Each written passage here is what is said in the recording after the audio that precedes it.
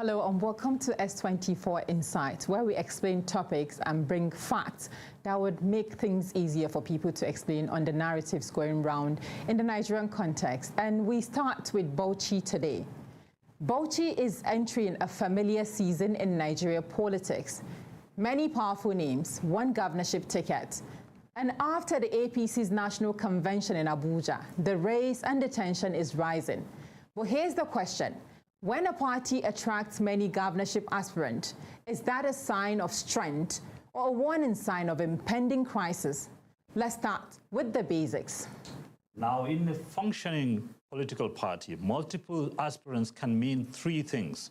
The ticket considered winnable, the party structure is influential enough to attract big players.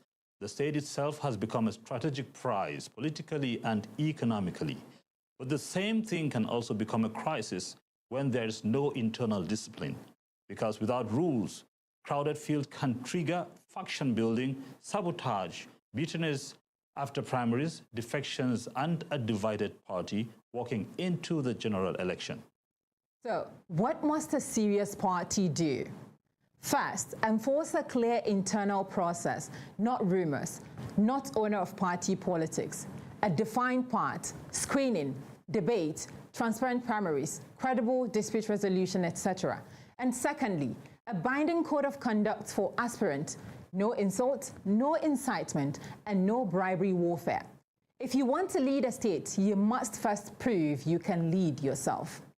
Third, shift the context from personalities to plans, because Bauchi is not just preparing for an election, it is facing development deadline. Now, this state recently marked 50 years since creation, created on February 3rd, 1976. The question is no longer who wants to be governor, but who can govern. Look at the demographic pressure alone. Bauchi's population is projected at over 8.2 million, with 20 local government areas, 323 wards, and a heavy youth structure. With past demographic analysis, noting that over 50% are under 15. This youth reality is not just a slogan, it's a warning and an opportunity. So if government fails to create jobs, skills, and dignity, frustration becomes political fuel. And in societies under pressure, politics can turn from ballots to backlash. So here is S24's challenge to every aspirant in parties like the APC, like the PDP, the ADC, and every party. Bring your plan, not just your posters. Bring your numbers, not just your endorsements. Bring your implementable agenda and show the people how you will fund it. Because Bauchi has assets, agriculture, tourism, minerals, but it needs governance that turns potential into productivity. And this conversation matters beyond Bauchi. Why? Because 2027 is approaching amid a national debate. Some analysts fear Nigeria could drift toward a one-party dominance as opposition parties struggle with factional crisis and court battles. But democracy is not measured by how loud the ruling party is. It is measured by how strong institutions are, parties included, and how accountable leaders remain after they win. So, as Bauchi enters the most competitive phase of its politics in years, here's the question that should define this race. Will the governorship contest be about capturing power or about building a 50-year future that Bauchi's youth can actually live in? Now, let's cross over to the Nigerian context, continue with Adamawa's reality. And as we've started together, my colleague, Mr. Charles, let's go into this proper, from the reality on ground. Sure. If we continue with Adamawa, it seems there are multiple aspirants in the same political party. And of course, when you talk about opposition in Nigeria, the drift, it's going to go into one-party dominance is still the talk of the day. What do you see that would likely be the reality of the people of Adamawa? Well, it's understandable, quite understandable, because for Adamawa, the governor just crossed the floor just some weeks ago. And you could see that even before that, politicking had already started brewing. So a lot of aspirants had indicated interest. Don't forget that the governor is at the end of his second tenure. So definitely there are a lot of people that really want to change, want to come in. So there are a tribe, if I may use that word, of people coming from the PDP that have that aspiration to become governor. Now, with him now moving into the APC, there are also people in the APC that also are nursing that ambition. So the PDP plus APC gives you the kind of numbers that you're seeing. And I think they are up to about 10, if not more, because in PDP you already had up to like 5 then coming into the APC. So that means the whole of the governor's entourage from the PDP moved to the APC. They did, because he was also trying to prove a point that I'm going to come with the whole of my structure. I'm going to come with 21 local government areas. I'm going to come with 226 wards all across. You know, I'm going to come with all my commissioners, well, of course, except for one of them who opted not to follow him. So he came with everything together with the aspirants. I think 1 or 2 didn't come through with him, but they were still nothing less than 5.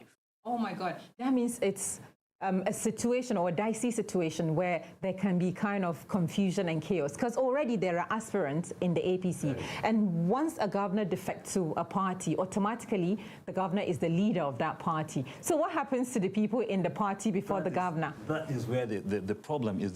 Currently there's a lot of bickering. If you're going to be on the media, you're going to see a lot of bickering, because the elected official on a party, the highest elected official, becomes the party leader automatically. Of course. Before then, you know, you had the likes of the NSA becoming the party leader because APC was not in power in Adamawa. But with his moving, there has to be this kind of transition. But of course, you're going to find some kind of sparks, you know, between people that had been there, that have nursed their ambitions, that are feeling, okay, this is the time that we are going to take over because we are the party at the center. And then all of a sudden, the ruling party at the state has now moved in. There's going to be a lot of change of button and all that, you know, and this is already sparking a lot of sparks that the primaries that is going to come would be it's going to be chaotic. So what impending danger are you seeing for the APC? Because it seems APC governors are over 30 as we speak. What do you see? Because this merging, if you go to Kano, a similar thing. There were people with aspirations in the APC before the governor moved.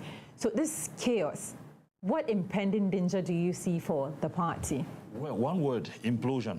Especially, again, I want to take some figures from Adamawa to be able to explain that. Before the governor of Adamawa State moved into the APC, the number of registered voters, which is required by the electoral law, that we should have the number of digital register of number of elected voters, members. Adamawa in the APC had about 450 people, 450,000 people before the governor moved in. When he moved in, he has hit now, double. It is 470,000. Wow. So whatever kind of... what number? From 450. So now they have 970,000. Wow. So that's almost double or more than double. More than double. Wow. In fact, interestingly, that Adamawa's number, APC members in Adamawa, they are higher than Lagos. Yeah, Lagos stands about 790-something thousand. That's for real? Yes. So that's to tell you there's actually a lot. So whatever negotiations were on the table before the governor came in, the things are bound to change. Because he is now going to look at, you know what, this negotiation that we had before, I think we need to move because I am coming with a great number of people that you never had. Now, these are some of the issues that would happen. In other states, if the person coming in happens to come with a lot of number, more than what you already had on ground, you would have to want to call the shots. And in doing that, it's a recipe for disaster. Of course, yes. So what do you see for opposition in Adamawa State? Because now if PDP is taken out, because most of the numbers are now in APC, what about parties that are calling themselves maybe the third force, like the ADC? Well, the ADC at this point, I know they are gloating, they are waiting, they are smiling because they are looking at, you see these people?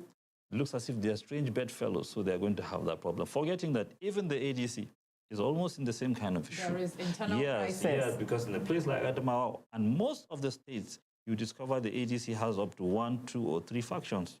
They've not been able to resolve that up to this moment. Wow. So they could be gloating that this is what will happen in the APC, but they also have theirs. Like, for instance, again, because we finished this with Adamawa, you have some high what would I call them? the kind of individuals that attract, in banking, they say high net worth. No, high net worth politically. You have the likes of Binani, who is a very powerful woman in Adamawa. Yes. She was a former governorship candidate. Very so good. Now you have, powerful. exactly. You have the former governor also. He was a governor for 4 years, Bindu. You know, you also have Senator Cliff. So these are people that are also gunning for the governorship. I have not mentioned the rest of the people, but these are people that are gunning for the governorship. So they have a lot of things to also do, axe to grind internally, just like the APC.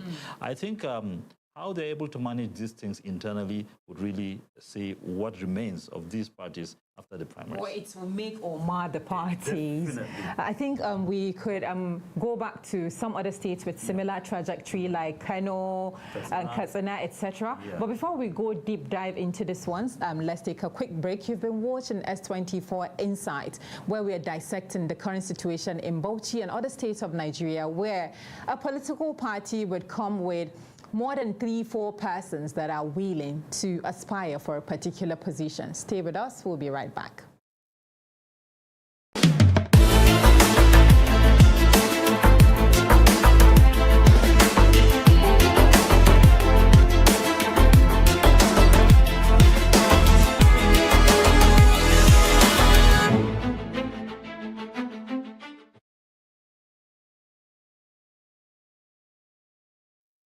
Welcome back. If you're just joining us, it's still S24 INSIGHT, where the topic we're dissecting is about 2027 elections, especially in the governorship positions, where we've seen different kinds of chaos or kind of factions in different parties. Of course, the ruling party got the lead, and we've been talking about Adamawa and the possibility of primary elections getting chaotic because of the number of people that are aspiring for that same seat.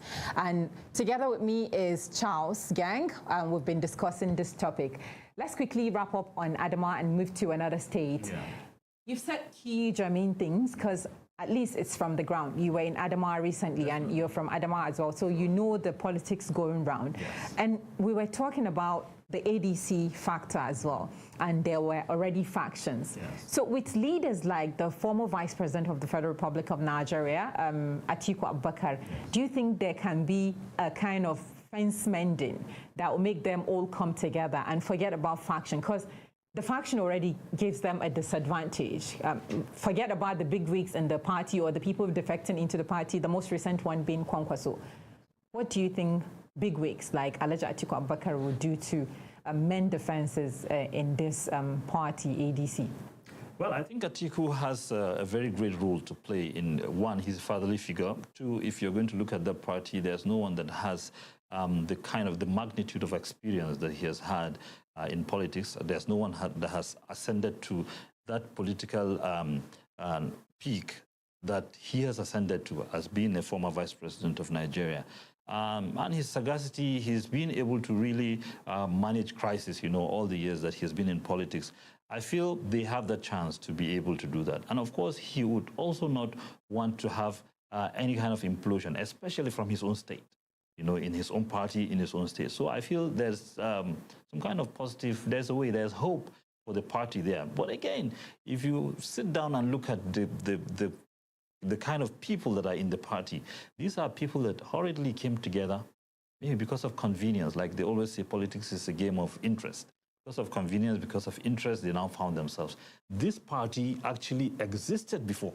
There were people that were just sitting there. They were neither in the APC nor in the PDP. They were just satisfied by being that small party. And then something happened. All of a sudden, overnight, they had become popular, ADC. You could see how they are now pushing the state chairman that was there before. They pushed him out. They now brought another person. And then he's like, no, this is my party. This is my own faction. You can't take me out. And then somehow you now find these strong characters. Everybody's aligning with, this is my own chairman. This is my own chairman. That is my own chairman. That's so chaotic it's in nature. Yes, and you know they have to do their convention. I'm even waiting to even see, because that is where they can start mending their fences. They have to do their convention before the primaries really now comes up. Luckily, the APC has done this. Nobody saw anything because it was all about, what did you call it? Apart from the delegate system, they used the consensus, and then they brought out their own list. PDP has done theirs. Not that it's any consequential, because nobody is seeing anything happen in their years, of course. So, one but then faction was pushed away, and the other faction did. Exactly. You could see some people that promised they were not going to be part of this faction crossing over, because there's actually there actually seems to be no hope for the party at this point. So, you know, the ADC, we are going to see. It's only time that can tell if they're able to manage these internal wranglings, especially when it comes to Adamawa. Wow, this is so robust. I mean, if you take a look at it from state level back to the national level, there were just rumors about this person is not going to step down for this person, and there were top political bigwigs in the APC. Let's move away from Adamawa, because I think that's really interesting, because I think it will be very key to also make some points about Bauchi, which we started with. Yes. Bauchi State APC, at least I knew from the research I did, there were about 5 aspirants already. And there is the impending maybe movement of the current administration in its second term into the APC or not. It's all rumors going about. So if you take a look at it, there were big shots as well. 2 ministers, 7 ministers, and other people. But I believe that for what we've read earlier on 50 years of a state, what needs to be done differently, what do you think about that number of people also aspiring for the same seat, where there is possibility of other people joining the party just to escape some sort of, I don't know, maybe witch hunting, if you call it that? Well, that has become the norm in politics. And unfortunately, is that in the mix of all these things, you find it difficult to be able to see the voices, to see the needs of the people, especially the people of Bauchi. You know, Bauchi is a very old state. It's a state where we've always looked up to, even when we were Gongola, and then we turned to Adamawa. And I'm sure even people in Taraba, because you must drive through Bauchi for you to be able to get somewhere. You can't pass through Adamawa to get somewhere. So Bauchi is really like a hub. It's supposed to be like the headquarters of the Northeast if you take out Borno. You know, so we are supposed to come and take notes from Bauchi, but honestly, there's nothing much to write home about when it comes to Bauchi. And it just explains why a lot of these people are wrangling to be able to be governors of that state. I doubt, and I don't know if they are really coming with something to be able to put on the table for the people of Bauchi, or they're just coming for themselves. One advantage that I know politicians will always take is the fact that the central government has been able to annihilate, so to speak, all the other parties. It's not a situation where you have maybe a top politician like Atiku in Adamawa that could now say, oh, the ADC is there as an option. I doubt if they have that kind of strength in Bauchi as an option. So it's going to be like, it's an APC takes all kind of thing. The governor is just in PDP. Maybe it's Shell. Yes, even if he's not there, of course, the PDP might not be on the ballot. Yeah. So it's just an APC thing. Remember the situation where there were allegations that the Wiki-led group were like, they are going to make sure the PDP does not make any impact in Bauchi State? Exactly, you see. So these things are already there. So it's like PDP and any other opposition is out of the game in Bauchi. So the only place to go to, the only mecca for any politician in Bauchi is the APC. So that underscores the reason why you have a lot of them jostling for that position. And I think some of them have started resigning, right? Yeah, of course. The Minister of Foreign Affairs resigned. And let's quickly move to Kano. Kano, our people say Kano Timbingiwa. Whatever you come with, Kano would always beat you to it. Exactly. And the recent one is the governor defecting to the APC as well. Yes. And it's caused a lot of chaos, because if you look at the Kwankwasia movement, because that was the movement that brought the governor on board. I remembered attending the Presidential Election Petition Tribunal and then the governorship in the FCT. And the Kwankwasia movement people were all about praying, shouting that if they take the seat, just look at it, the way the whole thing played out. And now, because in the APC, in the Kano APC, the next people were tipping for governorship would have been Gawuna. Exactly. And now, the governor automatically takes the leadership of the party. What do you foresee for Kano, even though Kano is a different breed in terms of election? Yes, if you say you're going to predict Kano, you might need to go back, sleep, and then wake up again. But one force you cannot take away from Kano is Kwankwaso. So if the governor, because what they have succeeded in doing was, okay, I'm trying to look at Gawuna and the governor. I'm looking at Kwankwaso and the former governor who became Ganduje. Yes. So Ganduje is a bit quiet, but of course he's in a comfortable place, I understand. So they have just changed their proteges. You have Gawuna with Ganduje. Gawuna with There was a defection and stuff, and resignation as well from the Just APC. recently, I think it's not up to 2 or 3 hours, he has just moved to the ADC. He had resigned, but he has moved in 3 hours, 3 hours or 2 hours ago. He has moved. So actually, you find Abba has moved to join Ganduje. Exactly, they just swapped. So now that they have swapped, it's like the battle line has been drawn. And of course, you could see from yesterday's announcement or defection by Kwankwaso, to the ADC, and with Peter Obi in attendance, you could see the crowd of red caps there. So a lot is brewing in Kano. I think anyone that really wants to find some kind of entertainment or something interesting when it comes to politics should grab his popcorn and sit down and tune in to Kano to see what will happen. I think we would wait and see what is going to turn up after a while, because we need to follow. It's a developing story. We need to. And because there are more APC governors, I mean, the insights on this electioneering period would need to be in series. So let's take one more state before we call it a wrap. And I don't know if I should give you the leverage to choose a state, or we should just go straight into it. Well, let's just go straight into it. Okay, now let's Katsina, a neighboring state too. Kano. If you take a look at what Katsina is doing, especially the governor, the statistics are there. The governor is trying, maybe because insecurity is really a serious problem, and for every meaningful administration, security of lives and property should be top on their agenda, right? The governor is trying. The security is not within the government's, the state governor's reach. It needs to go through the federal before they get. It's really dicey. Yeah. And also in Katsina, there are party members, party faithfuls, APC members. They are also looking at the seats. One of the prominent ones is a former DSS boss and some other people in the party. Yes. What do you make of that, considering that the Katsina state people, according to survey, are seeing the efforts of the current administration? What would play out? Will the primaries be as free and everyone try their best to see if they're able to win over, or you think because of the scorecard of the present governor, maybe the party at the top would be able to support the governor through getting the next election cycle ticket? Okay. Well, you see, Katsina's case is quite unique. One is that Katsina has been also, as well as it has been a stronghold of PDP before, because they have had a president before, it became also a stronghold of the APC, because they also had a president that came in from their very lucky state. Now again, what makes it more unique again is that the present governor has just done 4 years. He still has 4 more years.